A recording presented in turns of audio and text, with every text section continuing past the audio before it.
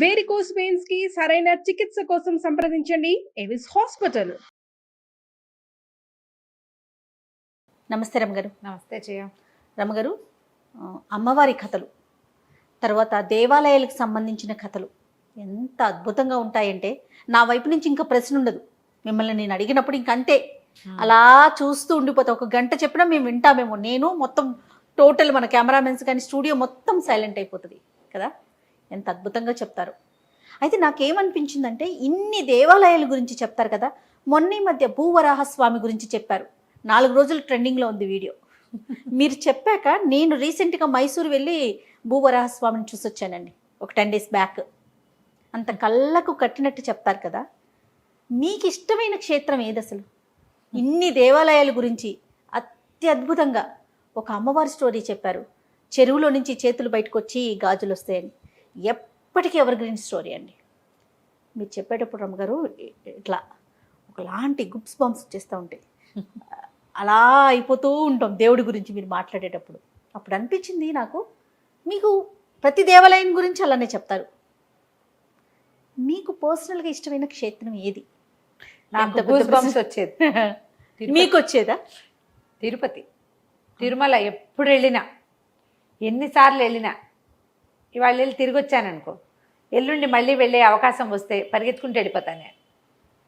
ఎప్పుడు వెళ్ళినా అప్పుడే వెళ్ళిన ఫీలింగ్ వస్తుంది నాకు. ఎందుకో తెలియదు, అలా కనెక్ట్ అయ్యి ఉంటాను. ఒక సంవత్సరం ఉన్నాను తిరుపతిలో నేను చదువుకోవడానికి. ప్రతి నెల కొండ మీదకి వెళ్ళిపోయేదాన్ని. ఒకసారి అయితే 3 వారాలు వరుసగా ఎవరు పిలిస్తే వాళ్ళు ఆదివారం బట్టలు తుక్కోవాలి. హాస్టల్లో ఉండేవాళ్ళు. మేము వెళ్తున్నాం, అక్క వస్తావా అంటే మొన్నగా వెళ్ళేవాని వాళ్ళందరూ. తెలియదు అప్పుడు ఇంత హడావుడు లేదేమో, ఈ క్రౌడ్, ఈ హడావుడు ఇంత లేదు. జనం చేసుకోవటాలు అంత గోలేదు. శుభ్రంగా సరదర్శనంలోకి వెళ్ళిపోయే వాళ్ళం. ఎప్పుడో 25-30 ఏళ్ల క్రితం, 30 years. ఈ వారం ఒక మలయాళీస్, కన్నడ పిల్లలు, మగ పిల్లలు చాలా మంది వెళ్తుంటే అక్క వస్తావా అంటే వాళ్ళతో పాటు పోయేదాన్ని. మా తెలుగు వాళ్ళంతా ఓసారి వెళ్తే వాళ్ళతో పాటు వెళ్ళిపోతాను. మరుస 3వ వారం మా కజిన్ ఎవరో ఊళ్ళోకి వస్తే వాళ్ళతో పాటు వెళ్ళి ఒక ఉద్వేగం ఉంటుంది అనమాట నాకు. అది ఎలా ఉంటుందంటే, అయ్యవారిని చూడ్డం మీద కాదు చేయాలి, ఆయన కోసం తాపత్రయం అని నాకు అనిపించదు. పెద్ద ఆయన కోసం కాదు మరి.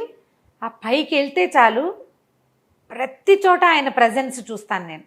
దర్శనం బాగా అయ్యిందా లేదా అనేది, బాగా అయింది, ప్రతిసారి బాగానే అయిందని చెప్తా. ఒక్కోసారి 10 నిమిషాలు 8 నిమిషాలు నుంచునే అవకాశం లభించింది.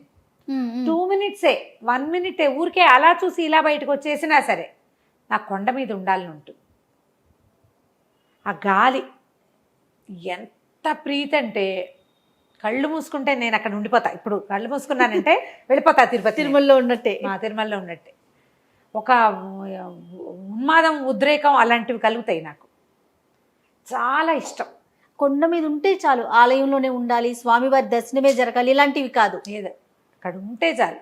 ఎందుకో తెలియదు, అడుగడుగునా నేను ఆయన ప్రజెన్స్ని ఫీల్ అవుతాను. ఏదైనా అద్భుతంగా అనిపిస్తుందా రమ్మగారు? తెలీదు జయ. నాకు ఎలా ఉంటుందంటే, ఇప్పటికిప్పుడు చచ్చిపోయినా పర్వాలేదు అనిపిస్తుంది. అయ్యో బాబోయ్, అక్కడే ప్రాణం అక్కడే వదిలేయాలి, అక్కడున్న గాల్లో కలిసిపోవాలనిపిస్తుంది నాకు. ఇది చాలా చిన్నప్పటి నుంచి ఉంది నాకు. 2-3 ఏళ్ల వయసులో ఎప్పుడో తిరుపతి తీసుకెళ్ళి ఉంటారు, అంత బాగా తెలీదు. మా అన్నయ్య పెళ్ళికి వెళ్ళాం. నాకు బాగా తెలిసిన మొదటి జ్ఞాపకం మా అన్నయ్య పెళ్ళే. 86 మార్చిలో తిరుమలలో నా పెళ్ళి. తిరుమలలో కొండ మీదే. ఒక 3 రోజులు ఉన్నాం. కింద మా గోవిందరాజు సన్నిధిని దర్శనం చేసి వెళ్ళినట్టే గుర్తు. అమ్మవారిని చూసిన జ్ఞాపకం లేదు. ఆ గోవిందరాజు సన్నిధి కూడా నాకు చాలా ఇష్టం. కింద ఏదో వంట చేసుకుని భోజనాలు చేసాం. మేము చాలా మంది ఉన్నాం కదా, 30-40 మంది ఉన్నాం. మా కజిన్స్ కూడా కొంతమంది వచ్చారు. ఫస్ట్ టైం వెళ్ళిన జ్ఞాపకం ఇంకా ఉంది నాకు 86లో. అంతకు ముందు చిన్నప్పుడు, అంత ముందు ఇంకోసారి వెళ్ళినట్టున్నాం. అది అప్పటికి నాకు ఇలా దేనికైనా స్పందించే లక్షణం రాల. ముందు ఇంకోసారి వెళ్ళే ఉంటాం, మా ఆండక్కయ్య ఉన్నప్పుడు వెళ్ళినట్టున్నా, మనసులోకి వెళ్ళాలి. అప్పటికి అంటే నాకు ఎక్స్ప్రెషను, భగవంతుడి పట్ల ఒక ఆసక్తి 86కి ముందు లేదు. నాకు 15 ఏళ్ళు ఉన్నాయి కదా, 15-16 సంవత్సరాలు ఉన్నాయి. అప్పుడు వచ్చింది 86లో. అప్పటికి ఎంఎస్ సుబ్బలక్ష్మి గారివి కీర్తనలు వినపడుతూ ఉండేవి. శోభారాజు గారు కూడా పాడడం మొదలెట్టినట్టు కీర్తనలు వినపడుతూ ఉండేవి. కొండంతా ఏ పక్కకి వెళ్ళినా అలా సంగీతం, కొండ గాలి. ఆ మొదటిసారి ఫస్ట్ టైం దర్శనం చాలా బాగా అయింది. 2 సార్లు 3 సార్లు చేసాం మేము ఉన్న 3 రోజులు. ఇక అది ఎలా ఉండిపోయిందంటే నేను నిద్రలో కూడా అప్పుడప్పుడు అలా కల వస్తుంది. నేను ఆ మెట్లు ఎక్కినది, అక్కడ నడిచింది, ఒక కొండ సంపెంగ చెట్టు కింద కూర్చున్నది నాకు ఇంకా జ్ఞాపకం ఉన్నాయి. అలా ఎలా పట్టేశాడో అయ్యవారు నన్ను తెలీదు. నాకు ఎన్ని గుళ్ళకి వెళ్ళినా ఎన్ని చోట్లైనా నేను ఇలాంటి ఫీల్ ఉంటుంది, కానీ మళ్ళీ వెళ్ళిపోవాలన్న వెంపర్లాట మాత్రం ఉండదు. ఇంకోసారి వెళ్దాం అనిపిస్తుంది. సుమారుగా ఎన్నిసార్లు వెళ్ళుంటారు ఇప్పటికి? చాలాసార్లే వెళ్ళాను జయ. మధ్యలో ఒక 10-12 సంవత్సరాలు 10 ఏళ్ల పాటు అసలు వెళ్ళాలా నేను. 10 ఏళ్ళు ఇంచుమించుగా మేము 94లో వెళ్ళాం. 94 తర్వాత మళ్ళీ ఎప్పుడు వెళ్ళాం, మళ్ళీ 98లో మళ్ళీ వెళ్ళాం. అక్కడ ఒక 4 ఏళ్ళు గ్యాప్ వచ్చిందా, మధ్యలో ఇంకా వెళ్ళాలి. 98 తర్వాత మళ్ళా ఇంచుమించు 2006 దాకా నేను వెళ్ళాలి. ఎన్ని సంవత్సరాల గ్యాప్ ఉంది, అయినా కూడా ప్రతి అణువు నాకు తెలుసు. నేను అలా కనెక్ట్ అవుతాను తిరుమలకి. అక్కడ ఎక్కడైనా లోకల్గా అప్పుడు పైన చాలా చూడవలసిన ప్రదేశాలు ఉంటాయి కదండి, ఎప్పుడు వెళ్ళరా? నేను ఆ శిలాతోరణం మా ఫ్రెండ్స్ అంతా పోయారు, నాకు అక్కర్లా, ఎక్కడో చోట ఏదో చెట్టు కింద కూర్చుంటే చాలు నాకు. అస్సలు తుంబుడు తీర్థాలు అవన్నీ తెలుసు నాకు, కానీ నేను ఎక్కడికి వెళ్ళాలని ఉండదు నాకు. అవి చూద్దాం, ఇవి చూద్దాం, ఏదైనా చూద్దాం, చూపు లేదు. ఎక్కడో చోట అలా గాలి పీలుస్తూ అక్కడ ఉండాలనిపిస్తుంది. నేను ఇలాగా ఇది నాకు తెలుసు అనే భావన నాకు మళ్ళీ మధురైలోనే కలిగింది. మధురైలోనే ఆ నేల నాకు తెలుసు అనిపించింది నాకు. కానీ మధురై వెళ్ళిపోదామని లేదు మనసు, తిరుమలకి మాత్రం ఉంటుంది. ఎంతసేపు ట్రై చేస్తాను నేను తిరుమలకి వెళ్ళిపోవడానికి. అవకాశం ఉన్నప్పుడల్లా అంటుంటా, మొన్నగా వెళ్ళామంటారు మా వాళ్ళు. అయినా సరే నాకు వెళ్ళిపోదామనే ఉంటుంది. ఏదైనా అవకాశం దొరికితే మానేటానికి మాను. ఇంకా నేను మానబుద్ధి కాదు. ఎందుకు అలాంటి ఆ కొండ మీద నాకు అలా ఉందో నాకు తెలీదు. నేను అనుకుంటాను నా గత జన్మల్లో కొన్ని జన్మలు నేను అక్కడ గడుపుంటాను. ఆ వాసన నన్ను వదిలిపెట్టదు అసలు. ఆ కొండ వాసన మనసును వదలదన్నమాట. బాగా దుఃఖంగా ఉన్నప్పుడు నేను లాగుతుంది నన్ను. ఎక్కువ దుఃఖము విసగట తోచనప్పుడు తిరుపతి వెళ్ళిపోదాం అనిపించేస్తుంది నాకు. వెళ్ళలేను. ఈ ఉన్న సంసార జంజాటం నన్ను వెళ్ళనివ్వదు. మా ఇంట్లో ఎవరు రామంటారు, కానీ నాకు అనిపిస్తుంది. మా విద్యక్కయ్య కూడా ఇలాగ ఎప్పుడు తిరుపతి వెళ్ళిపోవాలంటుంది. మొన్నే వెళ్ళొస్తుంది, మళ్ళీ వెళ్ళిపోతుంది. విద్యక్కయ్య కూడా అలాంటిది ఉంది. నాకైతే మా అక్కయ్యకి దర్శనం స్వామివారి ఈసారి దర్శనం బాగా అవ్వలేదు. నేను శ్రీవాణి టికెట్ తీసే తనకి. శ్రీవాణి వేస్ట్, నువ్వు 10,000 పెట్టి టికెట్ తీసావు, నాకేం దర్శనం బాగా అవ్వలేదు, అది వద్దు, ఇంకో రకం చూడంటుంది. ఇప్పుడు నాకు అసలు దర్శనం కోలే లేదు. అయినంతే అవుతుంది. ఆయన ఏది ఇస్తాడో అది తీసుకుంటాం మనం. మనకు కావాల్సింది ఏంటంటే ఆయనతో పాటు మనం కూడా అక్కడ ఉండటం.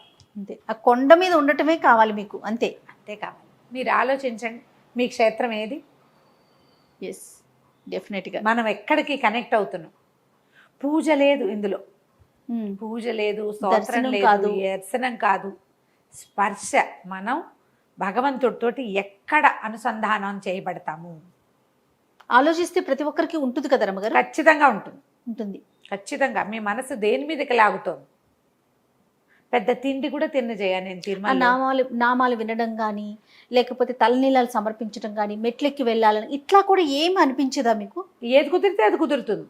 వెళ్ళటం ఇంపార్టెంట్, అక్కడ ఉండటం ఇంపార్టెంట్. అంతే. చాలా బాగుందండి. అంటే ఇప్పుడు నీ లోపలి ప్రశ్న నీకు ఎప్పుడు కలుగుతుంది జయ?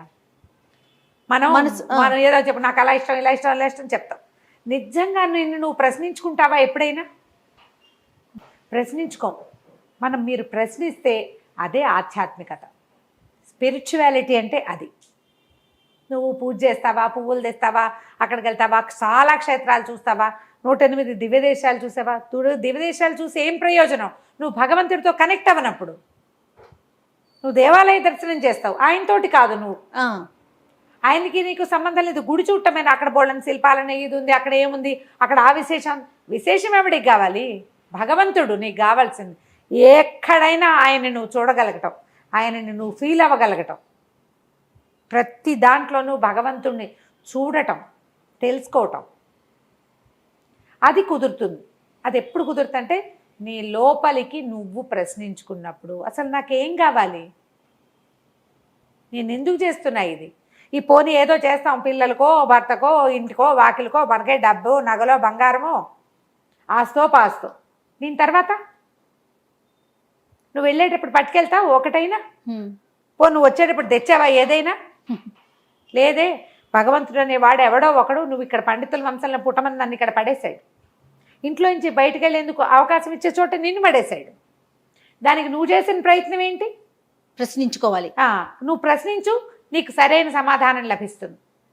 నీ ఆత్మ ఎక్కడ సరిగ్గా సరి అయిన దారికి వెళ్తుందో అక్కడ నీ జన్మ నీకు లభిస్తుంది. నేను దీన్ని నమ్ముతా. 86లో వెళ్ళింది నాకు ఇవాళ దాకా గుర్తుందంటే ఎట్లా కదిపాడు భగవంతుడు నన్ను, తనతో నన్ను ఎట్లా అనుసంధానం చేసుకున్నాడు, నాకు ఆయనకి మధ్యలో ఉన్న ఒక గీతని భగవంతుడే సరిచేయాలి కదా, దానికి నేను ఒక ప్రయత్నం చేయాలా, అప్పుడు నేను ఈ చుట్టుపక్కల ఉన్నదానికి ఇంపార్టెన్స్ ఇవ్వకూడదు, నా లోపల ఇంపార్టెన్స్ ఇచ్చుకోవాలి. అది ఎలా చేయగలిగానో నాకు తెలియదు, అది నాదని నేను అనుకోవటల్లా, అలా కలిగించాడు ఆయన, అంతా ఆయనదయ్యే అంటారు. ఖచ్చితంగా నేను కలిగించాడు. దానికి మీ ప్రయత్నం ఏం చేస్తారు రమ్మగారు, ఏం చేశారు మీరు? ఇప్పుడు ఎవరికి వారిని ప్రశ్నించుకోవాలి, ఆయన దయే, ఓకే, మీ ప్రయత్నం ఏమన్నా ఉందా ఇందులో? నా ప్రయత్నం మనసును లగ్నం చేయటమా? ఏది జరిగినా భగవంతుడి వల్లే ఇది జరిగిందని నమ్మడం.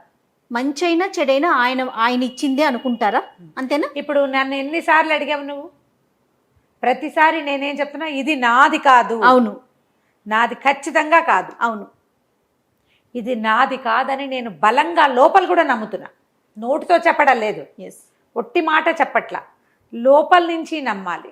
నా ప్రయత్నం ఏమీ లేకుండానే నేను సంస్కృత అధ్యాపకులు పండితుల వంశంలో పుట్టాను, ఏం చదువుకోలే, సరిగ్గా చదవలా, అయినా కూడా భగవంతుడు నాలో ఒక ప్రజ్ఞని పెట్టాడు, ఏదో పెట్టాడు కదా, ఖచ్చితంగా పెట్టడం వల్లే నేను ఇక్కడ ఉన్నా. ఇది నాకు కలిగించిన వాడెవడు, నేను కాదు కదా, ఆయనే ఉన్నాడు, ఎవరో ఆయన్ని నమ్మాలి మనం. అక్కడ ఒకటి ఉన్నది ఏదో నమ్మితే అప్పుడు ప్రశ్నించుకుంటే మీకు ఆన్సర్ వస్తుంది. అంతే కరెక్ట్ రమ్మగారు.